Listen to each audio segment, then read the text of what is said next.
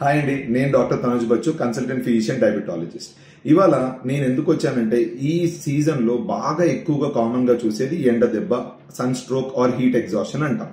So దీన్ని మనం ఎలా గుర్తించాలి? మనం ఎండలో పనిచేస్తున్న లెక్క అయితే మనం ఎండకి ఎక్కువ ఎక్స్పోజ్ అవుతున్నామంటే మనకి కళ్ళు కొద్దిగా ఇట్లా కొద్దిగా బ్లికరింగ్ గా బ్లరింగ్ గా ఉండడం, నోరు ఎండుకుపోవడం, నాలుక తడారిపోవడం అంటాం, గొంతంతా ఎండిపోయినట్టు అనిపించడం, పుట్టలు గుబుల్లాగా వచ్చి వామిటింగ్ సెన్సేషన్ రావడం, లేదా మోషన్స్ లూజ్ గా అయిపోవడం, అండ్ కండరాలు నొప్పులు, పిక్కలు పట్టేయడం, శరీరం యొక్క టెంపరేచర్ చాలా ఎక్కువ ఉండడం. కానీ అది ఫీవర్ కాదండి, శరీరం యొక్క టెంపరేచర్, బాడీ టెంపరేచర్ రైజ్ అవ్వడం.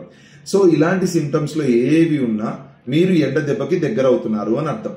సో దీనికి మనకున్న ఆప్షన్స్ ఏంటి అంటే, బయట మీరు ఎండలోకి ఎప్పుడు వెళ్ళినా కానీ రెగ్యులర్ గా వాటర్ తీసుకోండి, రెగ్యులర్ గా కోకోనట్ వాటర్ తీసుకోండి, రెగ్యులర్ గా ఎలక్ట్రాల్ సాచెట్స్ కానీ అలాంటివి ఏమైనా తీసుకుంటూ ఉండండి. ఇనిషియల్ గా సిమ్టమ్స్ చూసుకొని ఇంట్లోనే కరెక్ట్ చేసుకోవడం బెటర్.